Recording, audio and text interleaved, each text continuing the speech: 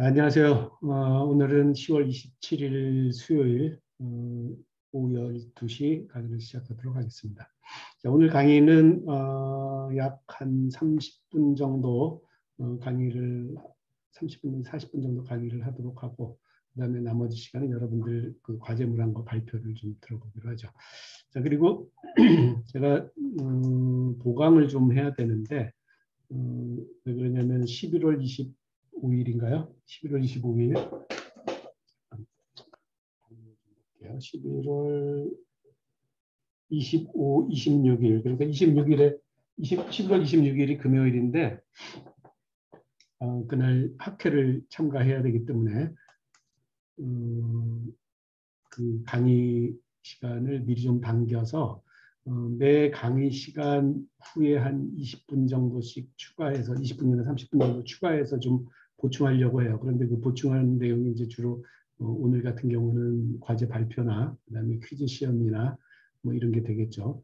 혹시 우리가 지금 1시 15분에 강의가 종료되는데 이후에 강의가 연속이 있거나 아니면 어떤 사정으로 한 20분에서 30분 정도 추가 강의되는 거를 참석하지 못하는 경우에는 신속하게 이승로 조교에게 좀 알려주세요. 그러면은 한두 명이면은 그러나 그런 경우는 이제 순서를 좀 바꾸거나 제가 퀴즈 시험 순서를 바꾸거나 해가지고 좀 진행을 하지만 예를 들어서 여러 명이 되면은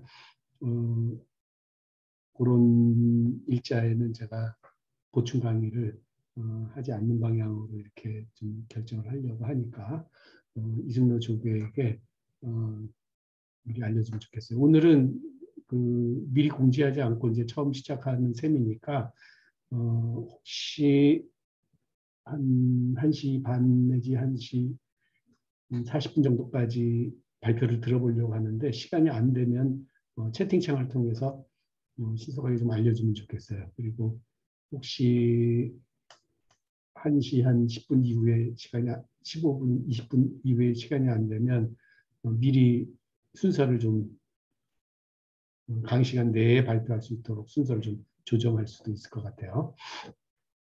자, 다시 한번 공지사항을 요약하면 향후 몇 시간 정도, 최소한 한 3시간 정도는 1시 15분 이후에 한 2, 30분 정도 강의를 보충하려고 하는데 만약에 시간이 허락하지 않는 학생은 허용되지 않는 학생은 미리 이승로 조교에게 좀 알려주면 대책을 세우겠다 이런 얘기죠. 자, 그러면은 일단 오늘은 우리가 지금 총 7명이죠 수강생이. 그러면은 한 5분에서 7분 발표한다고 치면 35, 7, 49, 한 45분 정도 발표 시간을 갖도록 하고 강의를 한 45분 정도 이렇게 한번 진행을 해보겠습니다. 자, 그럼 오늘 강의할 내용은요. 5장의 내용을 이제 오늘부터 시작을 하는데 5장의 내용은 미소 변형 이론이에요. 크게 이제 탄소성 변형 이론은 크게 두 가지로 구분할 수 있는데 하나는 미소 변형 이론, 다른 하나는 유한 변형 이론이에요. 5장의 내용은 미소 변형 이론을 다루고 있고 6장의 내용은 유한 변형 이론을 다루고 있어요. 그런데 실제로 이제 여러분들의 연구 과제 수행과 연관해서 유한 요소 해석을 돌리거나 할 때는 거의 예외 없이 99.9%는 미소 변형 이론에 기초한 탄소성 변형 해석을 아마 수행하게 될 거예요. 그래서 해석적으로나 우리가 이제 탄소성 변형 그러면 손으로 해석적으로 어떤 답을 이끌어내기는 그렇게 쉽지 않아요. 왜냐하면 기본적으로 구성 방정식 자체도 비선형적이고 그 다음에 여러분들이 연구과제를 만약 수행하고 있다면 그 대상이 되는 물체의 기하학적인 또 비선형성이 있기 때문에 그리고 이제 경계 조건 뭐 등등등 모든 곳에서 비선형성이 나타나기 때문에 손으로 이걸 풀어서 어떤 클로스드 폼으로 해석적으로 문제를 풀어나간다. 이게 굉장히 어렵다 이런 얘기죠. 그래서 대부분 요즘에는 그 유한요소 해석이라고 하는 수치 해석, 고급 수치 해석 방법이죠. 일종의 그것을 여러분들이 아마 많이 이용하고 있을 거예요. 탄소성 변형 해석할 때 그럴 때 미소 변형 이론을 이용한다. 그러면은 왜 유한 변형 이론이 더 정확한 건데 미소 변형 이론은 어떻게 보면 약간 좀 근사시키는 거죠. 지금 여기에 딱 저기 나오는군요. 일단 요거 보면서 이제 설명을 하기로 하죠. 자, 전체 화면으로 바꿨습니다. 그리고 레이저 포인터로 포인터를 바꿔서 자, 미소 변형과 유한 변형의 차이는 어디에 있냐면 변형률 텐서를 완벽하게 정확하게 표현하면 요 세 번째 항 변형률 텐서를 정의할 때 요 세 번째 항이 비선형 항이 돼요. 왜냐하면 요 변이굽의 두 개를 곱한 거니까 변이굽의 두 개를 곱한 것만큼 비선형성이 생기죠. 이 앞에 두 항은 변이굽을 그냥 서로 더한 거니까 그냥 선형항이에요. 선형항인데 그러니까 변이굽의 선형항으로 변형률 텐서를 정의할 수 있는 반면에 뒤에 추가항 세 번째 항이 더해져 버리면 이거는 변이구배의 비선형 그러니까 일종의 자승과 비슷한 형태죠. 실제로 자승은 아니지만 자승도 물론 나오죠. 그런데 자승 외에도 두 개의 변이구배가 곱해지는 비선형항이 생긴다. 그랬을 때 만약에 이 변이구배의 크기가 그렇게 크지 않다면 자, 요 오른쪽에 요 표시해 놓은 게 뭐냐면 변이구배의 차수, 오더가 1보다 굉장히 작다면 앞에 두 항에 비해서 자승항에 해당하는 그러니까 1보다 굉장히 작은 항이 두 번 연거푸 곱해진 거는 앞에 두 항에 비해서 무시할 수 있을 것이다. 그래서 요 비선형 항을 무시하고 선형 항 두 개만 고려해서 근사적으로 변형률 텐서를 표시하는 방법. 이게 바로 미소 변형 이론이다. 이런 얘기죠. 그래서 미소 변형 이론과 유한 변형 이론은 이제 나중에 우리가 유한 변형 이론에 가서 결정적인 그 차이점을 살펴볼 텐데 우선 간단하게 여기서 언급을 해보면 미소 변형 이론을 사용을 하면 변형률 텐서가 서로 덧셈 분해가 돼요. 덧셈 분해라는 건 이제 곧바로 요 다음 슬라이드에 1차원에서 사례로서 이제 나타나죠. 덧셈 분해가 되는데 만약에 비선형항이 여전히 존재한다면 변형률 텐서가 덧셈 분해가 안 돼요.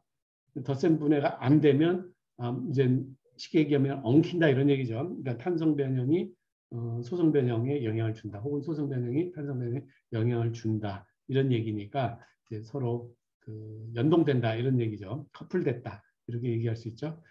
그런데 만약에 덧셈 분해를 할 수 있다. 그러면 탄성 변형과 소성 변형을 칼로 물을 자르듯이 그냥 단칸에 잘라낼 수가 있다. 그래서 그거를 그림을 보면서 한번 탄소성 변형할 때 미소 변형 이론을 쓰면은 어떤 단순화가 가능한지 살펴보기로 하죠. 자, 이게 여러분의 강의 자료 두 번째 페이지예요. 자, 소성 변형이 개입이 되면 탄성 변형만 일어나고 있을 때랑 탄성 변형에 추가해서 소성 변형도 같이 일어나고 있을 때는 어떤 중요한 특징을 가지고 있나, 어떤 중요한 특성을 가지고 있느냐, 그걸 몇 가지로 요약해서 이제 얘기를 할 텐데 굉장히 이제 중요한 얘기들을 여기서 얘기를 하면서 동시에 일반적인 역학 과목에서는 그렇게 많이 들어보지 않은 그런 개념들이니까 여러분들이 좀 주의해서 들었으면 좋겠어요. 그래서 첫 번째 소성 변형의 아주 본질적인 특성 중에 아주 첫 번째 제일 중요한 게 뭐냐면 비가역성. 영어로는 리버서빌리티인데 돌아올 수 없다 이런 얘기죠. 가역 그러면은 그 역이 가능하다. 돌아올 수 있다. 이건데 비가역 그러면 돌아올 수 없다. 왜 돌아올 수 없느냐? 자, 우리가 1차원에서 응력과 변형률 좌표 평면에서 응력과 변형률 좌표 평면에서 어떤 특정한 재료의 응력 변형률 곡선을 한번 여기에 그렸다고 생각을 해봅시다. 그랬을 때 우리가 지금까지 학부 수준에서의 재료 역학에서는 많은 경우에 요 항복점, 초기 항복점 A점, 초기 항복점 혹은 그 이하의 변형에 대해서 많이 얘기를 했고, 그다음에 항복점을 초과하면 이거는 이제 설계를 좀 다시 생각해 봐야 된다. 뭐 이런 정도로 얘기를 했을 거예요. 그럼 항복점을 초과했을 때 무슨 일이 일어나는지 이제 알아보죠. 영구 변형이라고 하는 것이 일어나는데 그 영구 변형을 일단 입증을 해보고 그 다음에 변형률 텐서가 덧셈 분해된다는 것은 어떤 의미를 갖는지 한번 살펴보기로 하죠. 자, 응력 변형률 곡선에서 처음에 제로점에서 이 물체의 외부에서부터 하중을 가하기 시작해서 응력이 증가하도록 서서히 증가하도록 한번 하중을 가해 봅시다. 그러면 최초에 항복력을 만나겠죠. 우리가 여기서 앞서서도 한번 언급한 적이 있긴 하지만 모든 금속 재료 혹은 뭐 비금속 재료까지 포함해서 이렇게 항복점이 명확하고 딱 부러지게 여기 그림에 보이는 것처럼 A점에 보이는 것처럼 A점 이후에부터는 수평으로 응력이 유지되거나 아니면 비선형으로 이렇게 유지되는 구간하고 그다음에 선형적으로 쭉 탄성 변형하는 구간하고 딱 구분되는 경우는 극히 드물다고 얘기를 했죠. 그죠? 이런 경우는 연강의 경우에만 그것도 간혹 나타나고 일반적으로는 이 항복점이 좀 두리뭉실하게 넘어간다고 했어요. 그래서 우리의 필요에 의해서 항복점을 정의해서 사용한다. 즉 유저의 정의에 따라서 항복점은 만들어지는 거다. 재료 입장에서 보면 좀 억울할 수도 있죠. 왜 억울할 수 있어요? 항복점 이하에서도 살짝 항복이 일어날 수도 있는데 그걸 완전히 무시하고 항복점 이하에서는 항복이 절대 일어나지 않고 탄성 변형만 일어난다. 이렇게 가정을 해버리기 때문에 재료 입장에서 약간 억울할 수도 있겠어요. 그런데 어쨌든 그것과 그 항복점 이하에서 일어나는 아주 국부적이고 아주 그 미세한 그런 항복, 즉 미세한 소성 변형까지 고려하면 모든 이론이 복잡해지니까 특히 이 산술적으로 해석적으로 전개하기가 굉장히 어려워지니까 그냥 현상학적으로 그냥 항복점 밑에서는 탄성 변형만 일어나고 항복점 이후부터 소성 변형이 일어나기 시작한다. 물론 그동안에 탄성 변형도 일어날 수 있어요. 자, 그러면은 어떻게 그것을 알 수 있느냐? 우리가 하중을 물체 외부에서 하중을 계속 가해서 우리가 관심 있는 질점에서 계속 응력이 증가하도록 놔둬봅시다. 그러면 F점을 지나서 여기서 C점까지 갔다. 자, C점에서 더 추가로 응력을 가한다면 요 접선 방향으로 일단은 그 하중 응력점이 접선 방향으로 움직이긴 하지만 넓은 그 시야에서 보면 이렇게 비선형 곡선을 따라서 가다가 U점까지 가겠죠. 그죠? 그러면은 우선 첫 번째 비가역성에 대해서 먼저 얘기를 해보죠.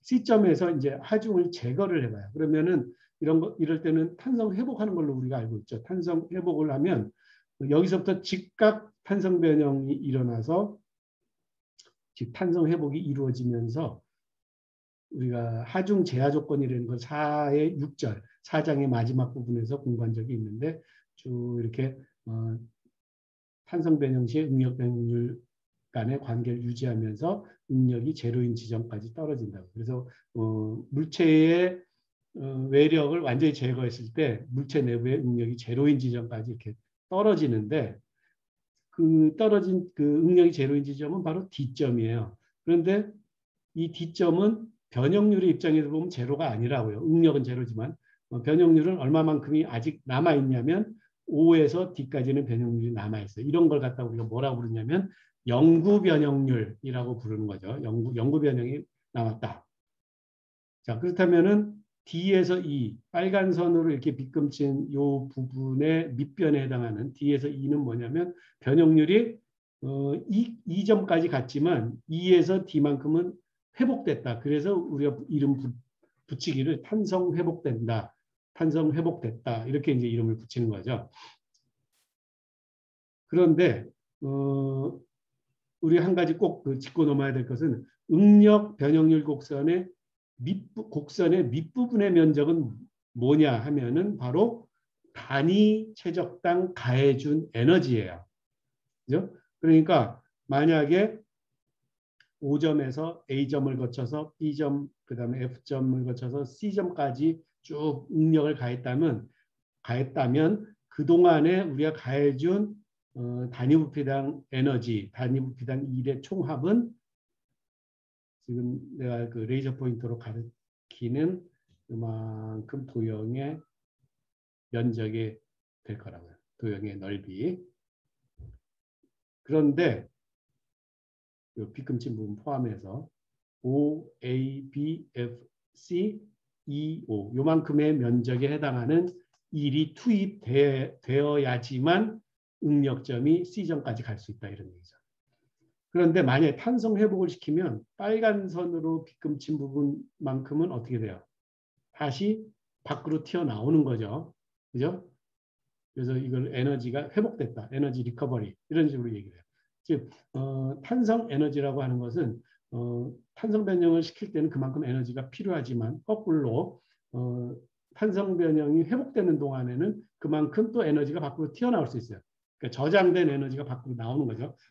그래서 이런 성질을 이용을 해서 예를 들면 스프링 탄성 변형만 시키는 스프링 같은 경우는 에너지가 들어갔다 나왔다 들어갔다 나왔다 이렇게 할 수 있죠.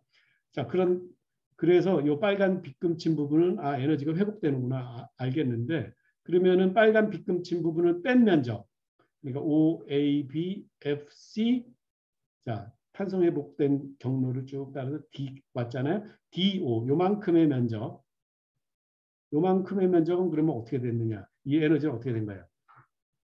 이 에너지는 우리가 보통 소산됐다고 날아갔다고 얘기를 해요.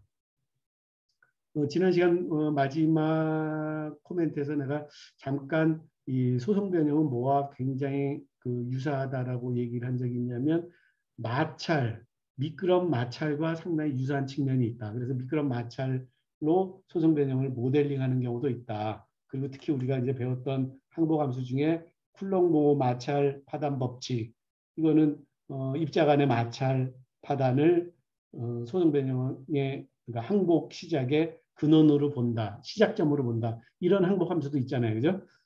그런 것처럼 자, 마찰의 경우 어때요? 책상 위에 여러분 지금 앉아있는 책상 위에 책이 한 권 놓여 있다고 칩시다. 그러면은 그 책을 움직이려면 어떻게 해야 돼요? 여러분 손으로 만약에 움직이고 싶다.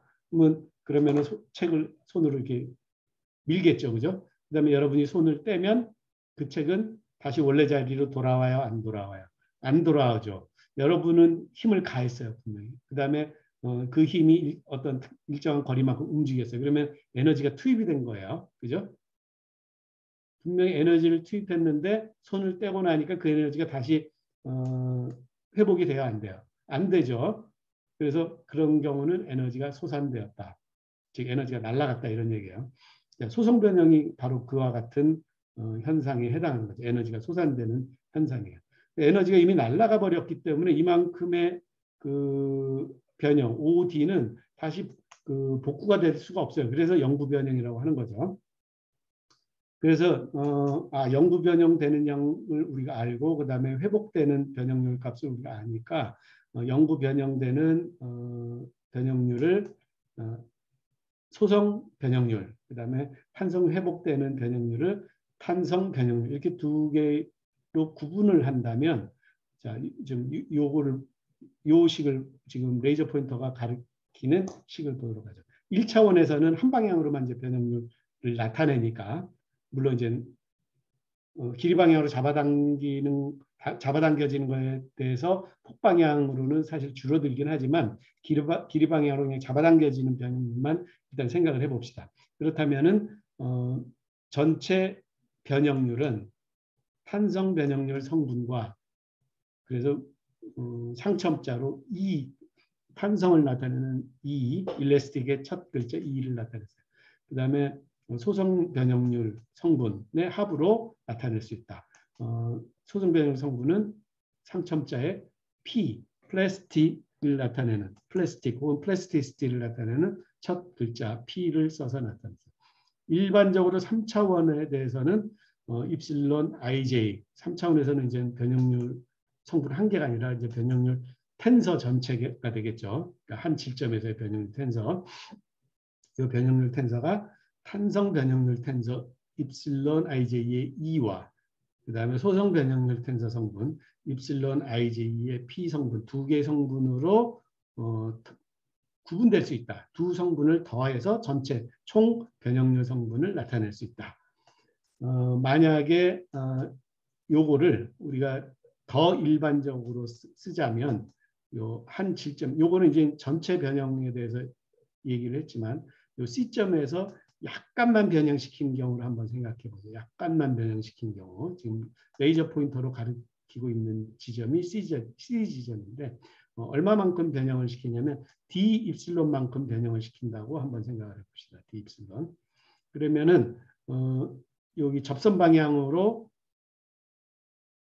가중이 되고 그 다음에 접선 방향 기울기가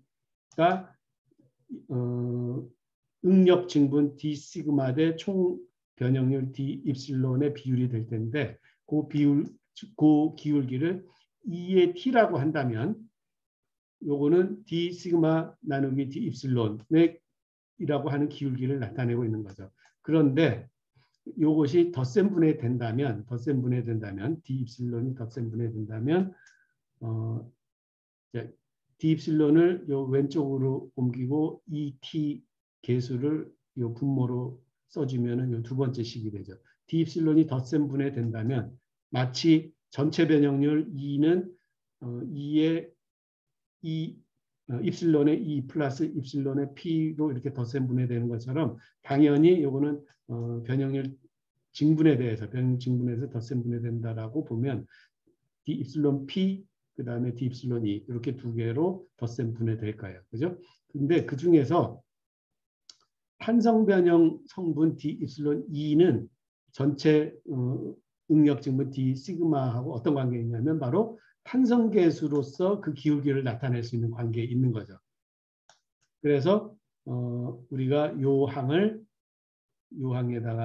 요 두 번째 요 항에다가 넘겨주면 D 입실론 P는 D 시그마로 묶고 가로하고 2T분의 1 빼기 2분의 1 그래가지고 요거를 정의하기를 2P분의 1이라고 정의하면 요 결과를 2P분의 1이라고 정의하면 소성 변형률 증분 성분은 D 시그마 나누기 2P가 될 것이다. 그리고 참고로 이 하첨자 없는 2를 우리가 탄성계수라고 부르는 것처럼 2P의 3분의 2배를 우리가 소성계수라고 정의를 해요.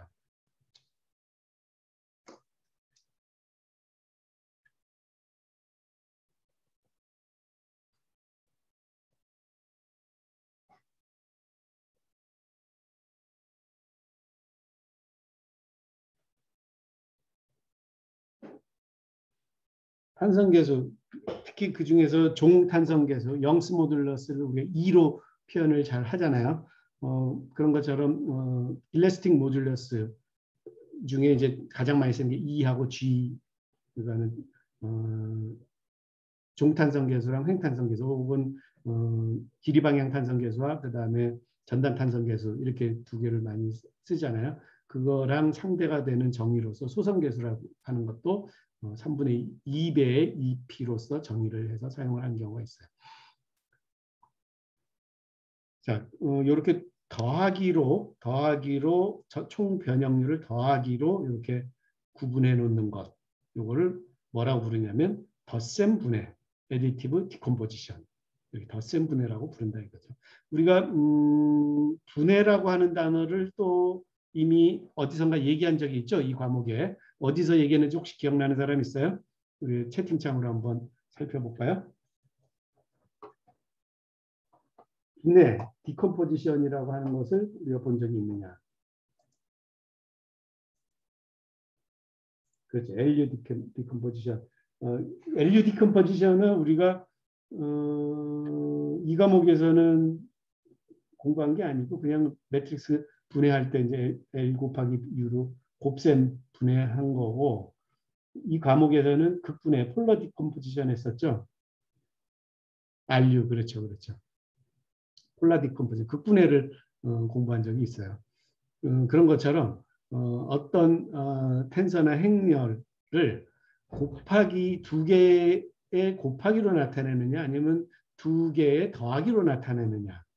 그랬을 때 이 경우에는 이제 덧셈 분해를 통해서 두 텐서의 덧셈으로 통로로서 각 텐서의 역할을 달리 주는 그런 중요한 계기를 마련할 수 있죠. 그래서 이 덧셈 분해가 이 5장 전체에서 사용되는 대전제 조건이에요. 5장 전체의 5장의 결론은 뭐가 날 거냐면 탄소성 강성계수, 그러니까 탄소성 변형에 사용되는 계수행렬 혹은 계수텐서 요거를 유도하는 것이 5장의 결론이에요. 그리고 사실은 이 교과목의 중요한 결론이기도 하죠. 중요한 목표이기도 해요. 그러니까 완벽한 탄소성 구성 방정식을 이해하는 것. 이게 이제 이 과목의 아주 중요한 목표 중에 하나인데 그것을 이제 탄소성 강성계수로 표시할 수 있는 길이 바로 이 덧셈 분해에서 출발을 한다. 이거를 미리 여러분들이 좀 알고 있으면 훨씬 도움이 되죠. 자, 그 다음에 이제 탄소성 변형의 특히 소성 변형의 중요한 특징 두 번째가 바로 경로 의존성 혹은 이력 의존성 뭐 다 같은 얘기예요. 경로라고 하는 거는 패스, 길, 지금까지 지나온 길에 따라서 현재의 상태가 결정이 된다. 이게 바로 경로 의존성이에요. 그 다음에 히스토리 디펜던시도 같은 뜻이에요. 지금까지 어떤 삶을 살아왔느냐에 따라서 현재 상태가 결정돼 있다. 뭐 이런 얘기죠. 요거는 사실은 방금 앞에서 얘기한 비가역성하고 어떻게 보면 또 밀접한 관련이 있어요. 왜 그러냐면은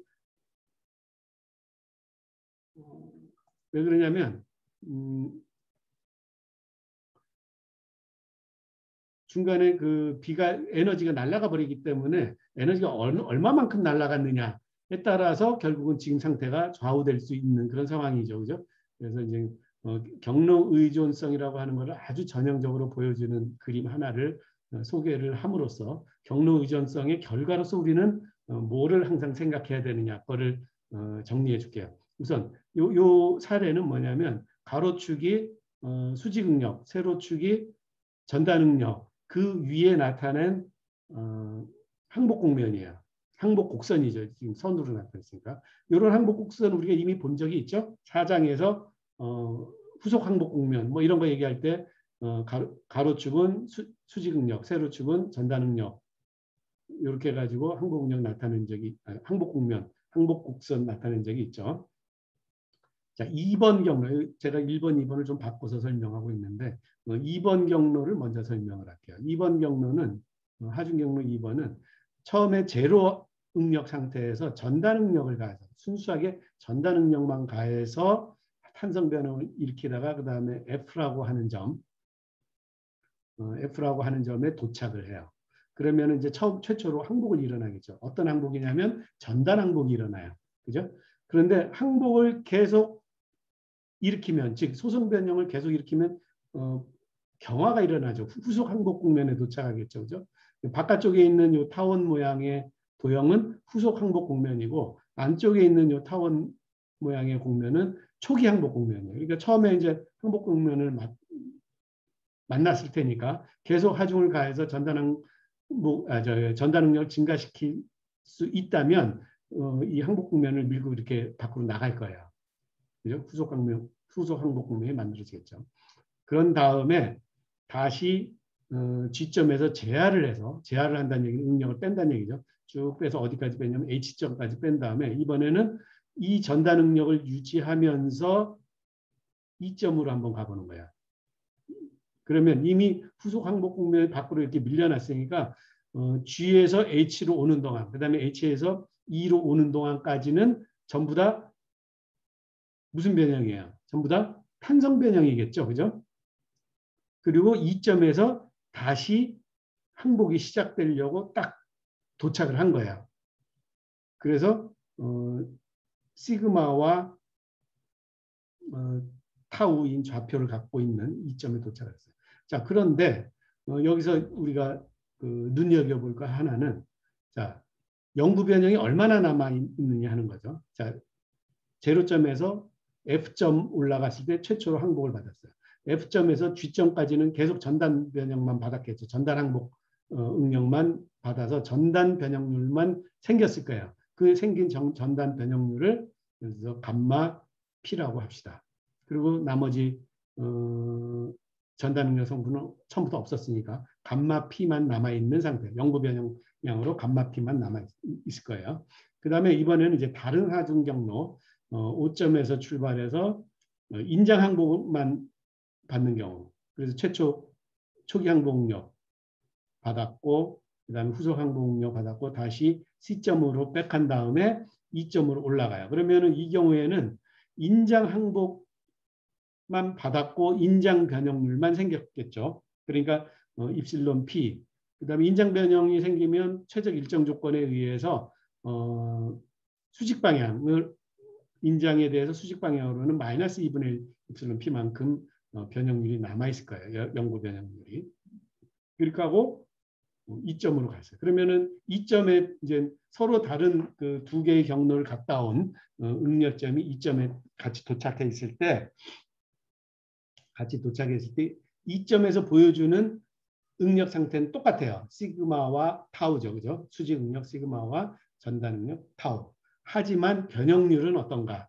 변형률은 요 2번 경로 쫓아갔다 온 첫 번째 경로, 2번 경로 쫓아갔다 온 경우에는 영구 변형이 감마 P만큼 남아있고, 그 다음에 1번 경로 쫓아갔다 온 응력점은 인장 변형 입실론 P, 그 다음에 거기에 수직한 방향으로 마이너스 2분의 1 입실론 P만큼 영구 변형이 남아있어요. 그러니까 영구 변형이 전혀 다른 게 있고, 그 다음에 현재 보니까 응력 상태는 두 경로 갔다 왔는데 현재 응력 상태는 똑같다. 그러니까 이 얘기는 무슨 얘기냐면 이거는 이제 두 개의 서로 다른 경로만 예를 들어서 얘기했지만 이런 경로가 무한히 많죠. 그죠?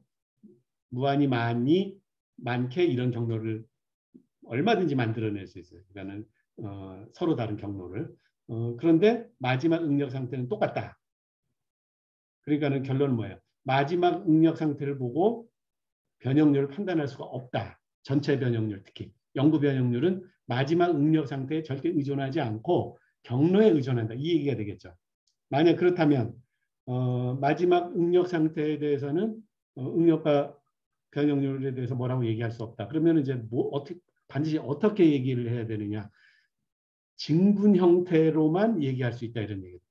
총 변형률에 대해서는 얘기할 수 없고 징분 변형률. 그러니까 하중이 여기 지금 만약 2점에서 응력 상태가 시그마 콤마 타우라면 여기에서 추가로 가중되는 동안에 변형률 증분이 얼마나 생길 건가? 그것만 얘기할 수 있다 이런 얘기죠. 그래서 소성 이론에서는 좀 더 넓게 표현하자면 탄소성 변형 이론에서는 징분 형태로 모든 것을 나타내야 된다. 응력과 변형률 관계를 나타내려면 징분 형태로 나타내야 된다. 만약에 총 변형률을 꼭 구하고 싶다? 그러면 어떻게 해야 되냐면 변형률은 징분 변형률, 그러니까 변형률 징분을 누적해서 쭈루룩 더해서 계산을 하면 된다. 즉 매 순간순간마다 D 입실론 P는 알지만 전체 입실론에 대해서 모르기 때문에 매 순간순간마다 알아낸 그러니까 경로를 쫓아가면서 알아낸 D 입실론 P를 쭉 적분을 해서 총 변형률을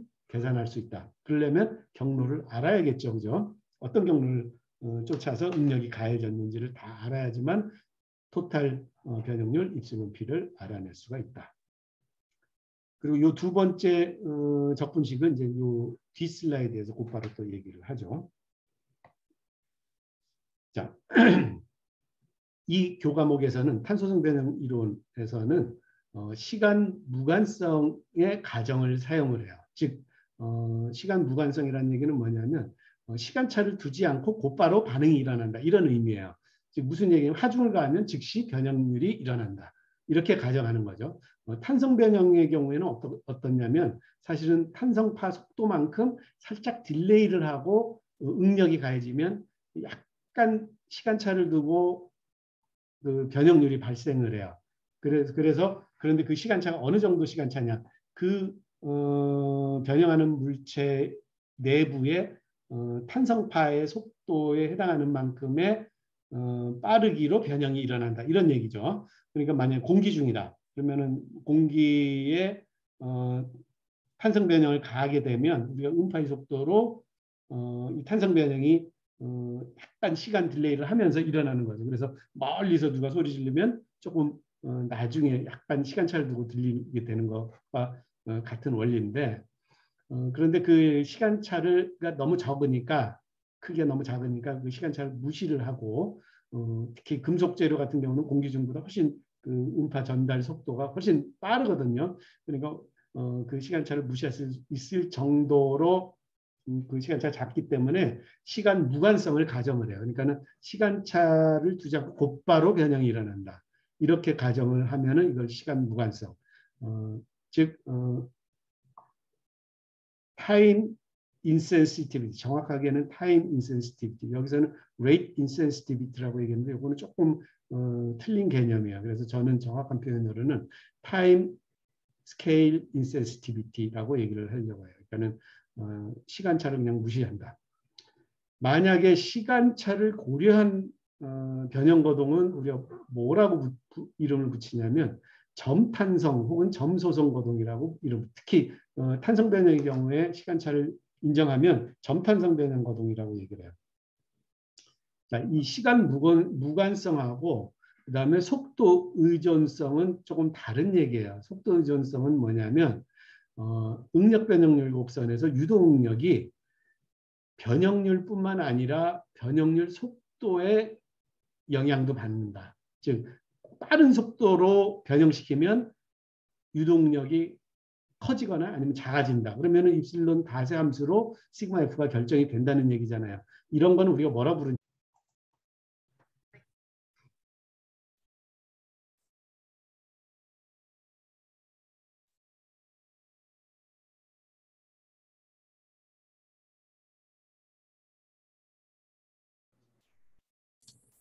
어떻게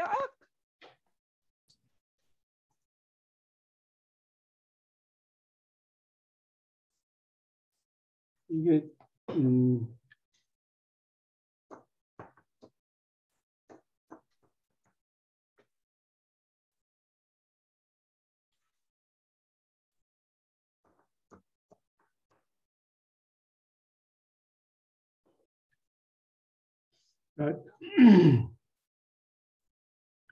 우리 계정이 프리미엄 학교에서 제공하는 프리미엄인데 이게 40분으로 제한이 돼 있었네요. 이거를 좀 신속하게 좀 고쳐야 되겠습니다. 뭔가 이게 팔리시가 조금 달라진 것 같아요. 어쨌건 아까 얘기를 조금 그러니까 40분이 됐다는 사인이기도 하네요. 아까 얘기를 조금 더 그 진행을 하고 잠깐만요.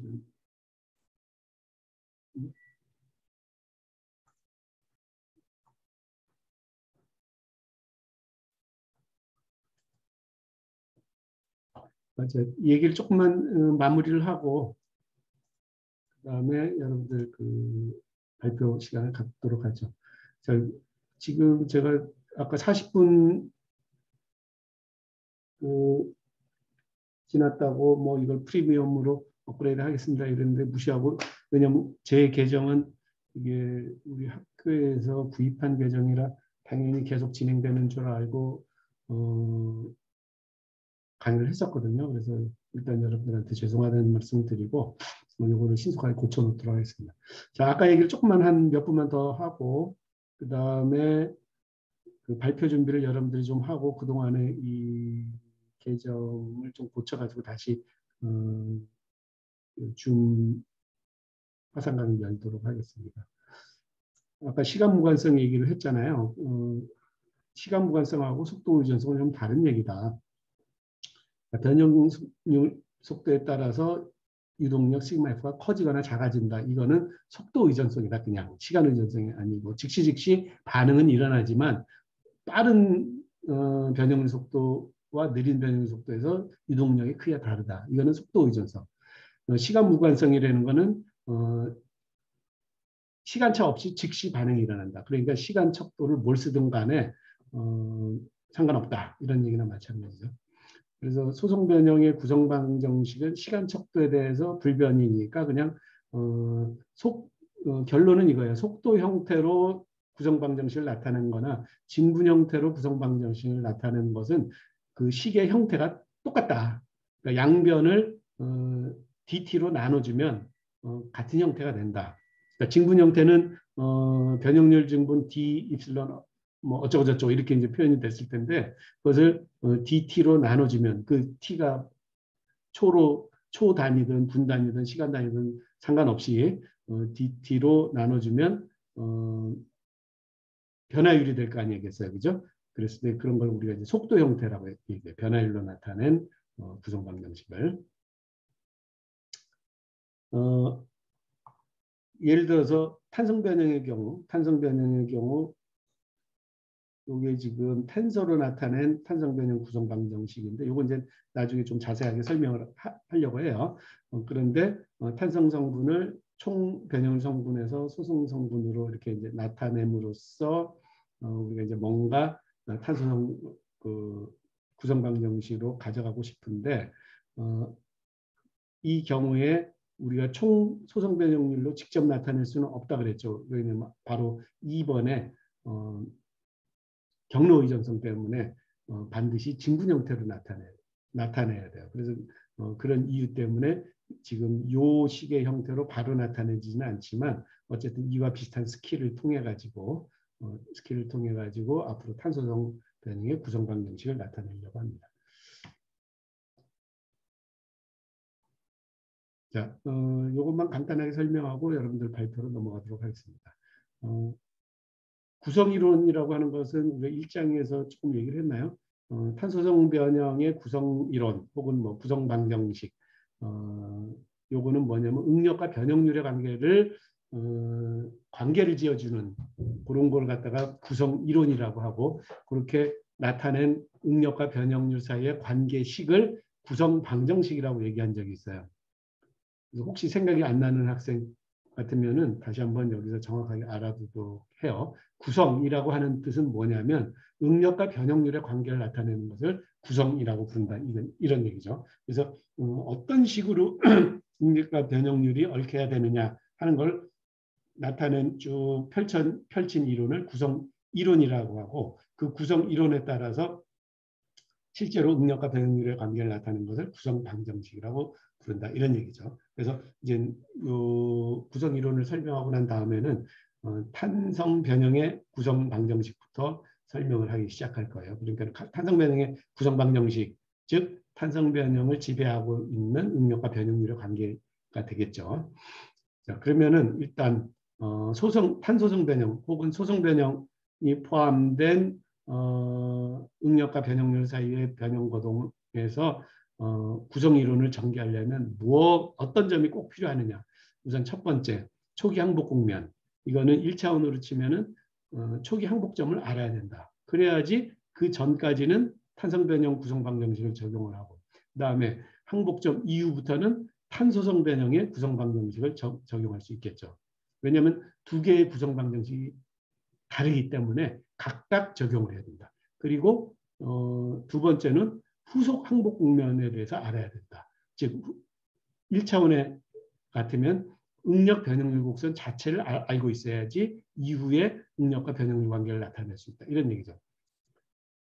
이거를 그냥 간단하게는 후속 항복 국면, subsequent yielding 혹은 subsequent yield surface 혹은 subsequent yield locus 이렇게 얘기하지만 정확한 표현을 하자면 후속 항복 국면이 어떤 식으로 달라지는가.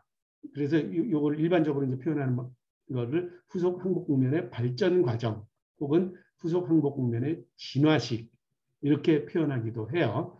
우리가 그냥 이거는 간단하게 1차원에서는 그냥 경화된다.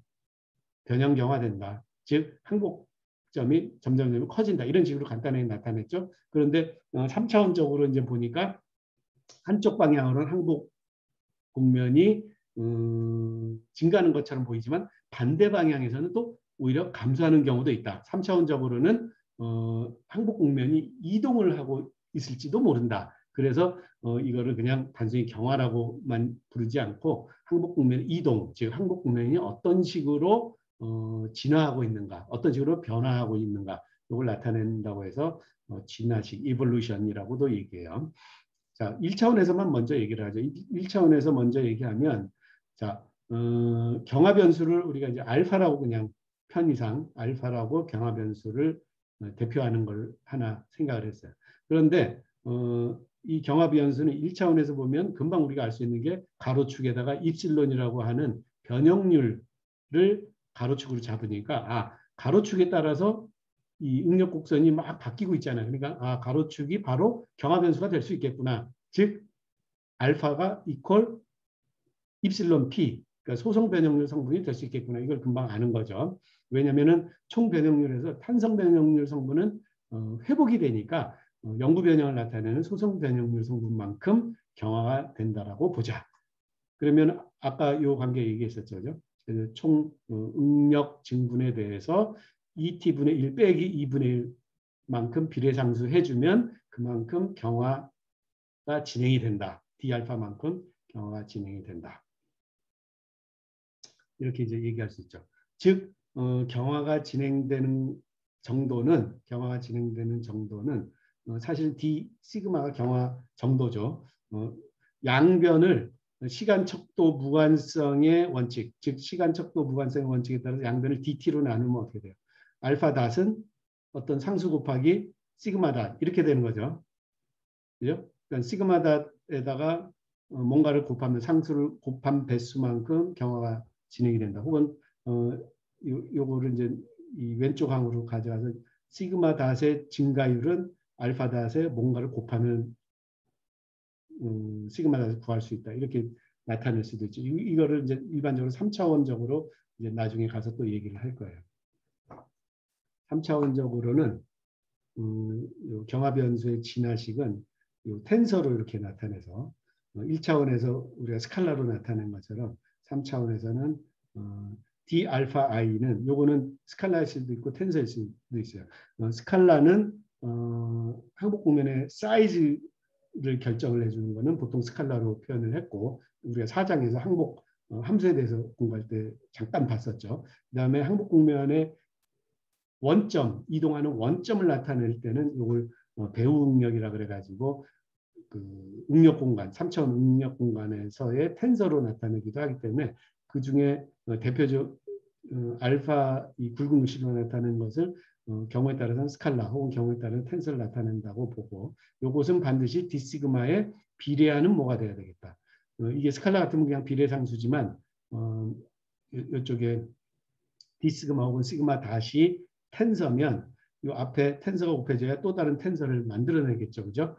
그래서 경화 계수에 해당하는 경화 이 전체는 이제 경화 변수의 진화식이라고 보고 그러니까 알파에 대해서 얘기해 주는 알파 증분은 어떻게 돼야 된다. 이것을 뭐라 부르냐면 경화 변수의 진화식이라고 부른단 말이죠. 즉 항복 국면은 어떤 식으로 커지거나 아니면 어떤 식으로 이동해 가야 된다. 이걸 나타내는 거니까 이걸 경화 변수의 진화식이라고 부른다. 그래서 후속 항복 국면은 뭐에 의해서 정의되냐면 응력에 따라서도 국면이 정의되지만 그 다음에 이 항복 국면이 어떻게 진화했느냐 알파 i에 따라서도 항복 국면이 결정된다. 그래서 초기 항복 국면은 응력에 따라서만 좌우됐겠지만 이후의 항복 국면은 시그마와 알파에 따라서 결정이 된다라고 하는 것이 우리가 4장에서 잠깐 얘기한 거죠. 그 다음에 구성방정식의 정식화 절차는 이제 나중에 얘기할 거니까 그때 가서 얘기하기로 하고요. 그 다음에 그러니까 구성방정식 정식화 절차는 정행렬로 나타내는 방법이 있고 그 다음에 역행렬로 나타내는 방법이 있는데 우리는 주로 이제 정행렬로 나타내는 방법을 사용을 하겠습니다. 그래서 이거는 나중에 또 상세히 설명을 하기로 하고 그 다음에 가중 제하 조건이 좀 명확해야지만 구성방정식을 나타낼 수 있겠다. 가중 제하 조건은 우리가 4.6절에서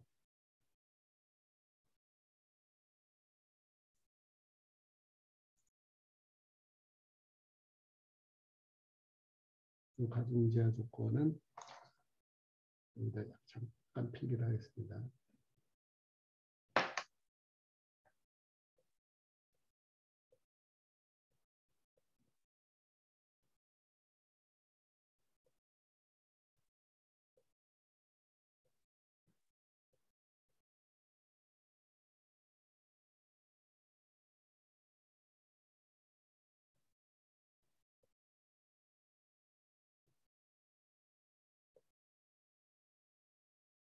여러분들이 그 강의 자료를 다시 보면 항복 함수를 스몰 f라고 할 때 항복 함수의 도함수, 시그마에 대한 도함수, 편도함수에다가 응력 증분을 내적시켰을 때, 물론 이제 이거는 둘 다 3차원 응력 공간에서는 각각이 벡터가 될 거고, 그다음에 일반적으로는 이게 이제 텐서 성분이죠, 사실은. 6개의 성분을 갖는 텐서 성분이죠. 그 텐서적을 하게 되면 그 결과가 이것을 이제 L이라고 표현했을 때 0보다 크면 가중 상태.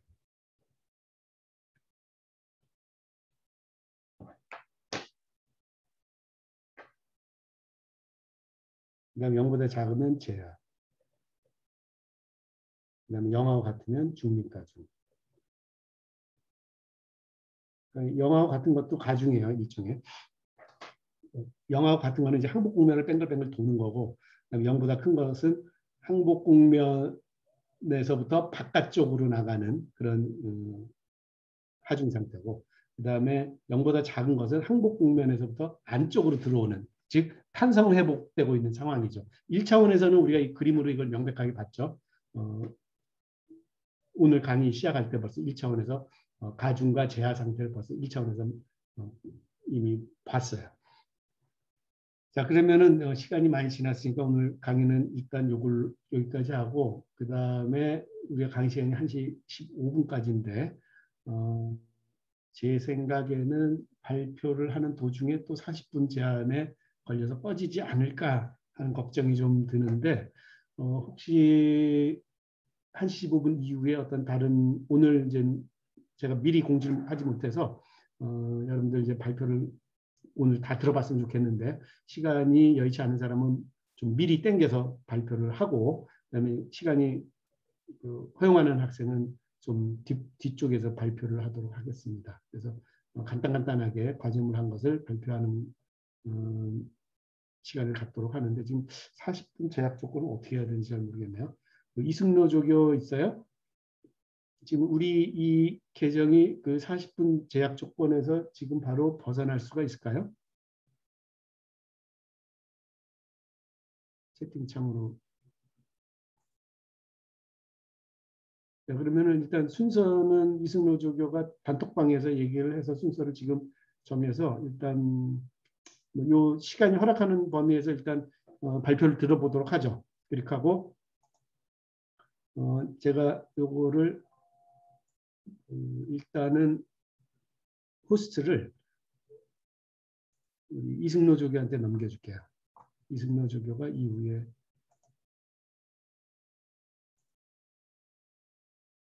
아니면은 전체적으로 한번 껐다가 다시 이승로가 다시 회의실을 이렇게 개설을 하고 우리가 다시 들어가는 방법도 있는데 모르겠습니다.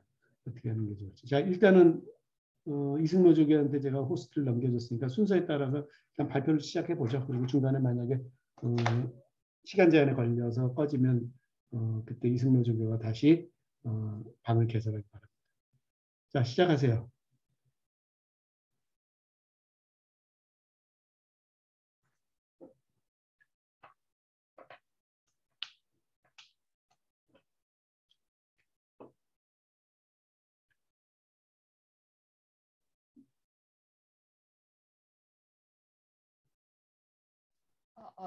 들리십니까? 조금 작은데? 세팅 조금만 하겠습니다. 혹시 잘 들리십니까? 네, 좋아요. 최종부터 발표를 시작하는군요. 오케이. 안녕하십니까? 2020-03 최종 금일 과제 발표 시작하도록 하겠습니다. 제가 발표할 이동 경화 모델은 오코로코프가 2019년에 발표한 비선형 이동 경화 모델에 대해서 발표를 준비해 보았습니다. 우선 모델에 대해서 설명을 드리겠습니다. 이 모델의 개발 배경은 S35J2 스틸의 응력, 변형률 거동을 모델링하기 위함입니다. 이때 등반 경화를 무시하고 이동 경화만 고려하는 경우에 하드닝 룰은 아래에 있는 식과 같습니다. 항복 함수는 보미세스 항복 함수를 이용하였고 백스트레스 이동과 관련된 식은 총 2개의 텀으로 되어 있습니다. 이 모델에서는 A, B, 그리고 감마 총 3개의 재료 상수를 사용합니다.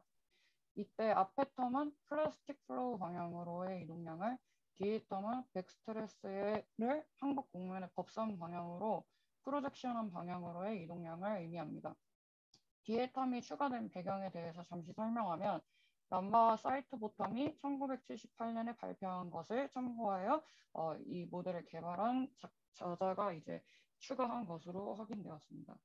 람바와 사이트 보텀은 1978년에 non-proportional 로딩 상황에서는 백스트레스 이동 방향이 플라스틱 플로우 방향과 일치하지 않는다는 발표를 하였습니다.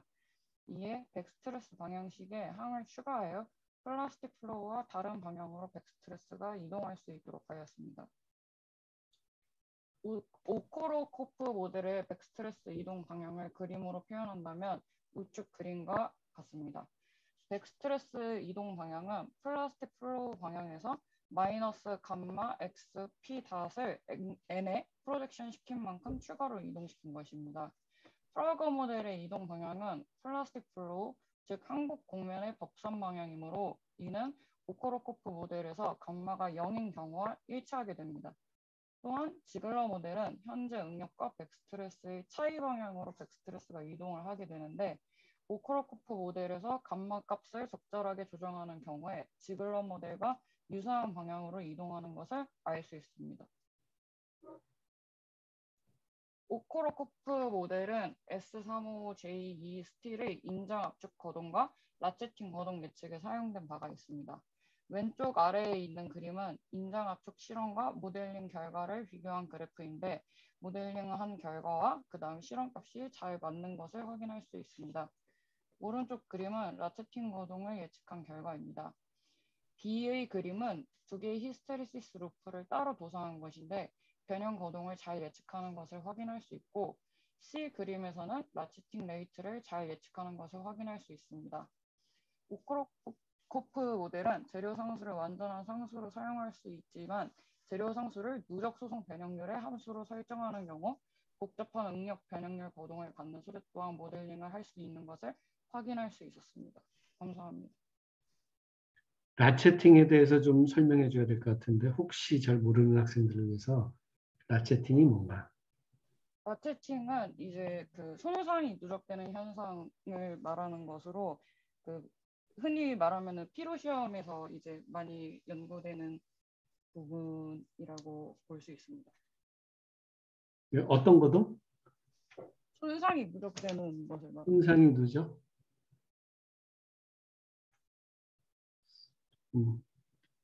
한번 구글에서 찾아보세요. 라체팅 뭔가.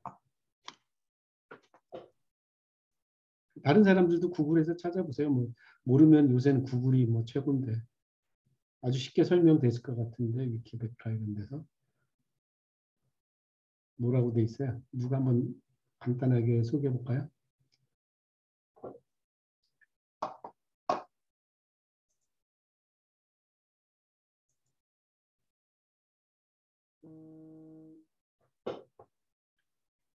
그 제가 조금 더 설명을 덧붙이자면 음. 동일 응력으로 반복 하중을 가할 때 소송 변형이 누적되는 거라고 알고 있습니다. 그거 조금 부족해서 내가 그 구글 찾아가지고 한번 설명해 줄게.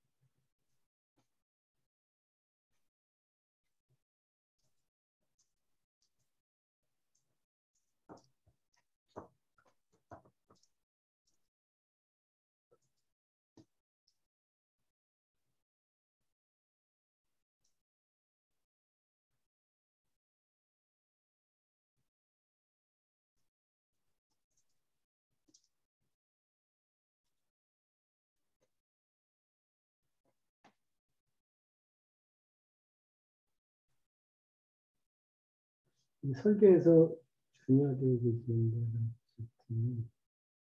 반복되는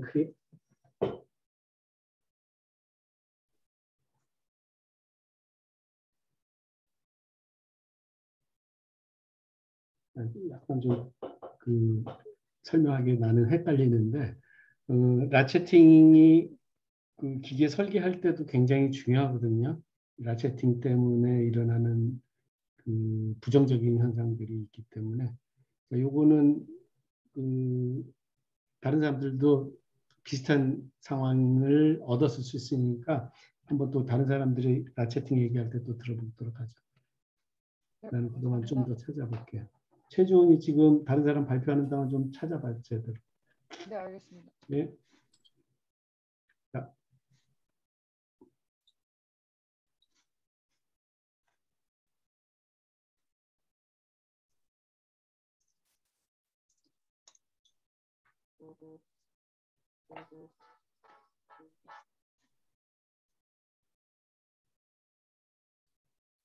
다음 발표자 진행해 주세요. 조교님 화면 공유 풀어주시기 바랍니다.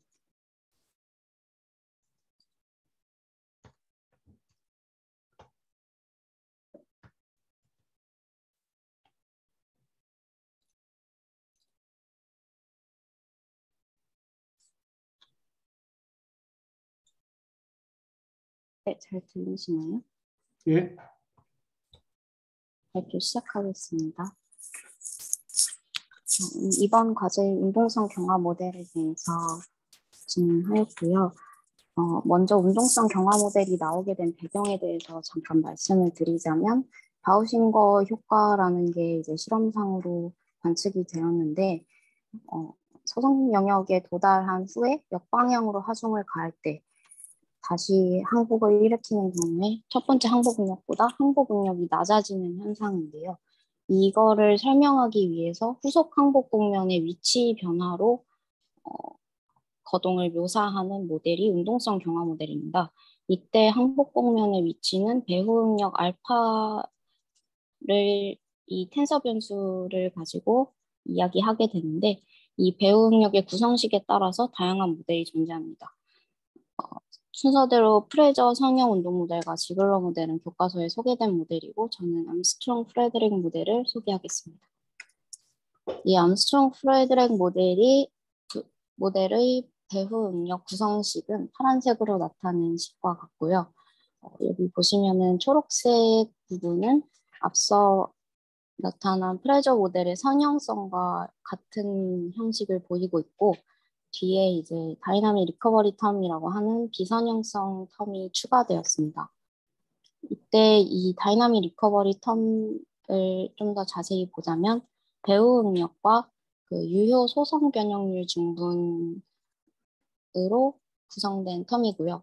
이 텀이 비선형성을 나타내는 것을 좀 더 자세히 보기 위해서 등방성 재료의 경우에서 배후 응력을 이런 증분 형태가 아닌 알파의 형태로 계산을 해보았을 때 이 가정을 이용해서 항복 시 정수화 압력에 영향이 없다고 가정을 하고 생기는 절대값을 멀티플라이어를 이용해서 처리한 다음에 변수를 분리하여 적분한 결과 이 배후 응력 초반부의 이동에 관한 상수텀과 뒤에 익스포넨셜로 비선형성이 나타내는 것을 보아 이 배후 능력이 비선형성을 나타내는 것을 확인하였습니다.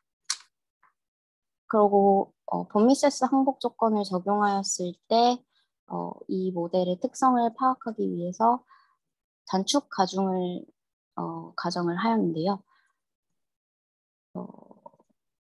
이때 인장 하중을 가정하였을 때 그리고 초기 입실론 P0, 알파 제로가 0을 가정하였을 때 응력은 다음과 같이 표현이 되고요.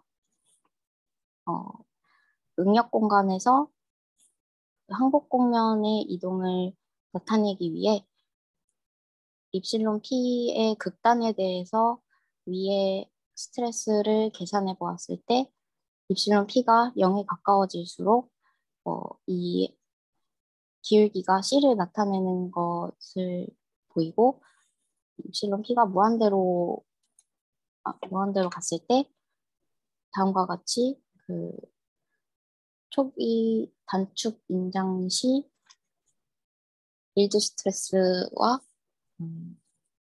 감마분의 C로 표현되는 이동 항복 국면 이동률로 표현이 되는 것을 확인할 수 있습니다.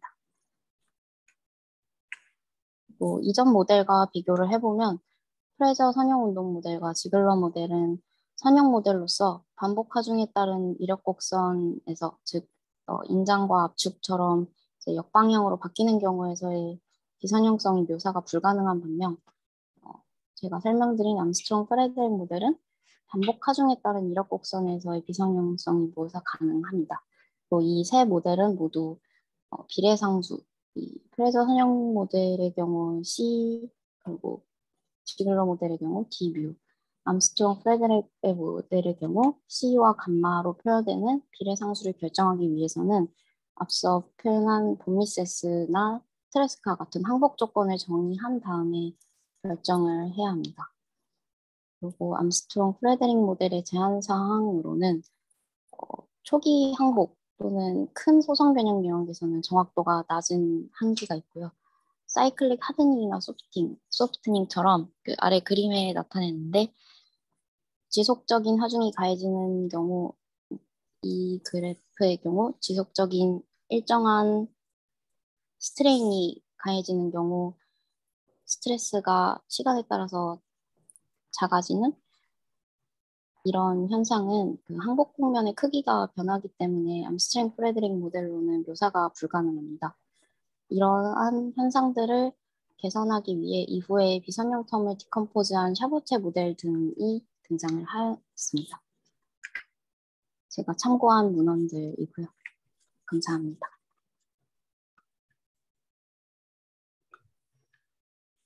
김희수는 혹시 라체팅에 대해서 조사 안 했어요? 라체팅이 결국은 이런 위동 경화에서 중요한 뭐라 그러지? 현상인데 일종이지. 네, 저도 찾아보면서 라체팅에 대한 부분을 많이 확인을 하였는데 먼저 제가 찾은 모델은 그 지글러 모델 이후로 나온 모델인데요. 이 모델로는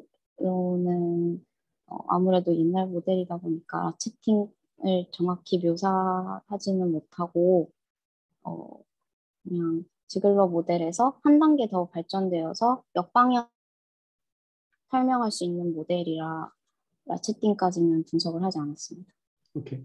그러니까 그 라체팅에 대해서 우리 각자 좀 알아봅시다. 제가 그쪽을 정확히 잘 몰라가지고 뭐라고 딱 부러지게 얘기 못하겠어요. 네, 알겠습니다.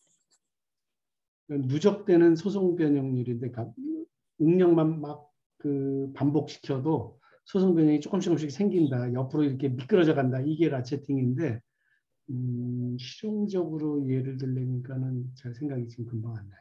아까 그 최조원이 보여줬던 그 응력 변형률 곡선 중에 가중제약 이거 막 반복시키면은 그 루프가 약간 오른쪽으로 자꾸 이동해가는 그런 게 이제 그런 현상을 라체팅이라고 그러는데 쉽게 얘기하면은 그 배우 응력이 한 점에 이렇게 고정되지 않고 옆으로 이렇게 줄줄 미끄러져가는 현상. 오케이. 자, 다른 사람들도 질문 있으면 질문하세요.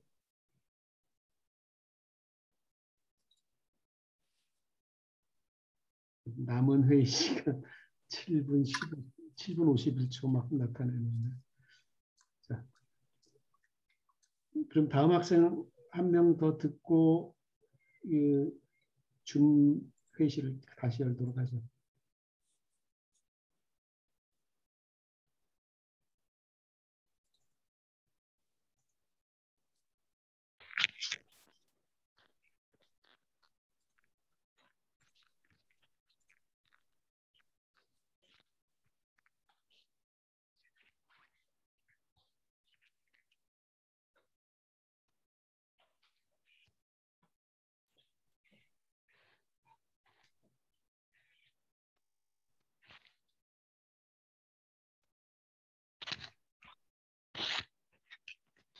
잘 들리시나요?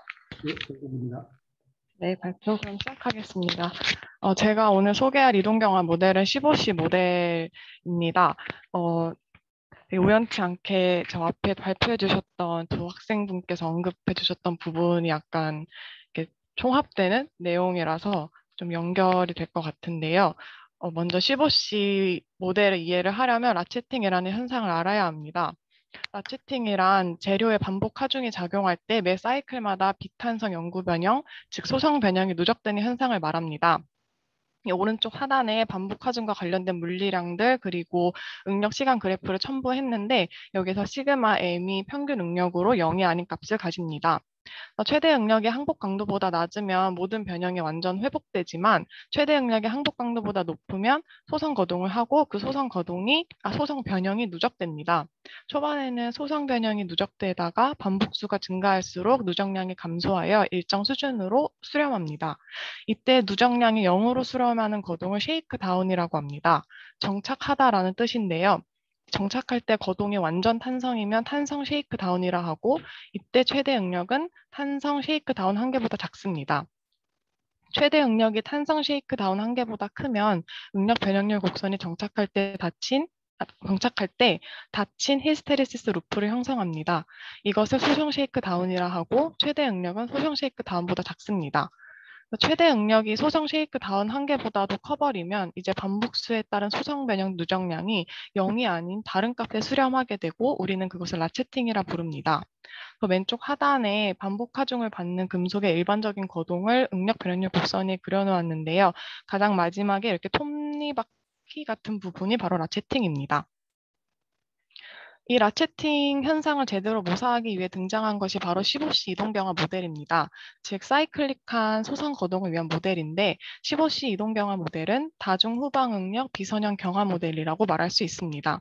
하나씩 설명드리자면 먼저 등반 경화 모델은 바우신과 효과를 고려하지 못한다고 수업 시간에 배운 바 있습니다. 그래서 오른쪽 하단에서 볼 수 있듯이 등반 경화 모델을 사용해서 라체팅을 해석하면 첫 번째 반복 하중 이후에 완전 탄성 거동만 모사하게 됩니다. 이를 보완하고자 등장한 것이 선형 이동 경화 모델입니다. 그리고 여기에 회복항이라는 것이 추가되면 비선형 이동 경화 모델이 되는데 대표적으로 AF 모델이 있습니다. 마지막으로 15C 모델은 이 AF 모델에 다중 후방 응력이라는 개념을 도입한 비선형 이동 경화 모델입니다. 다중 후방 응력은 식의 유연성을 더해주어 응력 변형률 곡선을 실제와 유사하게 그릴 수 있게 하고 라체팅 변형률의 수렴값이나 라체팅의 전반적인 특징들도 정확히 구현할 수 있게 해줍니다. 그래서 등반 경화 모델과 달리 다시 이 그래프 보시면 15C 모델을 사용할 경우에는 첫 번째 반복 하중 이후에 닫히지 않는 히스테리시스 루프를 그리면서 변형이 누적되는 현상을 모사하는 걸 볼 수 있습니다. 15C 모델식은 크게 두 가지인데 하나는 비선형 경화 모델이고 다른 하나는 등반 경화 모델입니다. 비선형 경화 모델에 있는 합첨자 i는 이제 i번째 후방 응력이라는 뜻이고 이 두 가지 모델이 합쳐진 게 최종적인 15C 경화 모델입니다. 라체팅 현상을 모사하는 데 있어서 단일 후방 응력과 등반 경화 모델만 사용하는 게 부족한 이유를 조금 더 설명드리자면 일단 단일 후방 응력만 사용하면 응력 변형률 곡선을 정확하게 작도하지 못하는데 그 이유는 항복 강도보다 그 교변 응력이 작을 경우에 단일 후방 응력만 고려됐을 경우에는 정확도가 떨어지기 때문입니다. 그래서 다중 후방 응력을 사용해야 하는 거고 그래서 아까 제가 이 다중 후방 응력이 식의 유연성을 더해준다고 표현한 것입니다. 그리고 등반 경화 모델은 말씀드린 대로 바우신과 효과를 반영하지 못하기 때문에 부족함이 있는데요. 그렇다고 등반 경화 모델이 아예 없어서는 안 되는 게 이 모델이 또 포함되어 있어야만 응력 변형률 곡선이 정확해집니다. 이 부분은 뒤에 사례 설명드리면서 추가 설명하겠습니다. 정리하자면 15C 모델은 다중 후방 응력이라는 새로운 개념이 더해지고 등반 경화도 반영된 비선형 이동 경화 모델이라고 보실 수 있습니다. 수업 시간에 배운 프라거 지글러 모델과의 차이점은 우선 선형이나 비선형이냐의 차이를 들 수 있고요. 또 가장 큰 차이점은 이제 단일 후방 응력이냐 다중 후방 응력이냐로도 나뉩니다. 그러면 이 15C 모델을 사용한 연구 하나를 소개하겠습니다. 이 연구는 응력 변형률 곡선과 라체팅 특성을 모두 정확히 나타내는 모델 변수를 효과적으로 획득하는 방법을 제안하고 있습니다. 크게 세 가지 포인트를 가지고 왔는데 시간 관계상 핵심적인 내용만 이제 말씀드리도록 하겠습니다. 먼저 15C 모델을 사용한다고 해서 무조건 라체팅 변형률이 발생하는 게 아니기 때문에 그 라체팅 변형률을 발생시켜주는 응력 조건을 구해야 됩니다.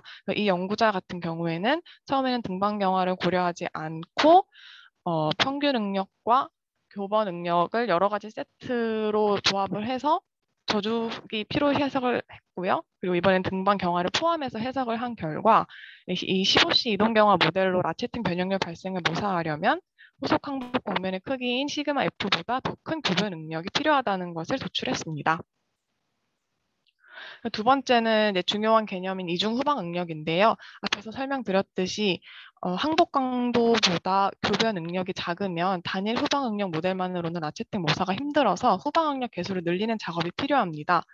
그래서 이 연구자 같은 경우에는 이중 후방 응력을 사용했고요.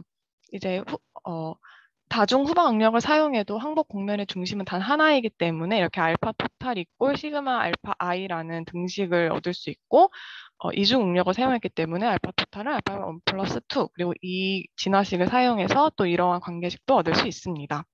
그래서 끝으로 이 연구가 제시하고 있는 라체팅 모사 가능 조건을 정리해 보자면 등반 경화가 포함되지 않고 단일 후방만 있을 경우에는 이렇게 교반 응력이 클 때만 라체팅 모사가 가능하다. 그래서 부족함이 있고 또 등반 경화를 포함하는 단일 후방 응력은 라체팅 변형량 자체는 구현을 잘 하지만 단일 후방 응력이기 때문에 라체팅 모사 가능 범위가 제한되거나 또는 잘못된 변화를 산출하기도 합니다. 그리고 이중 후방 응력을 사용했을 때는 등반 경화를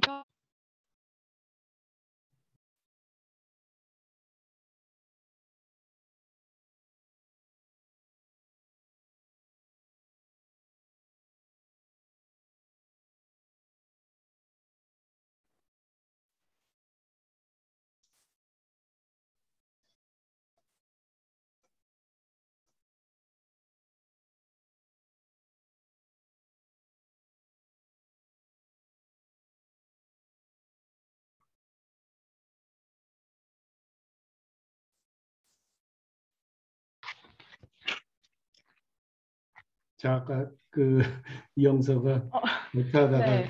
또 40분째 안에 막혀서 끊어졌는데 마지막 정리하죠. 네네. 저 호스트 좀 받을 수 있을까요? 승우가 호스트 가서 내가 줘야 되나? 잠깐. 카메라 호스트만 이렇게. 네, 받았습니다. 잠시만요. 거기 말고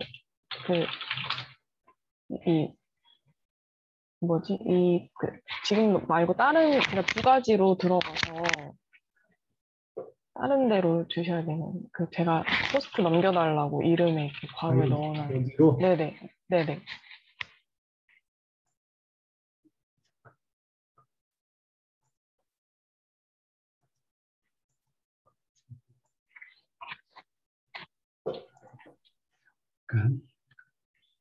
카메라 마이크.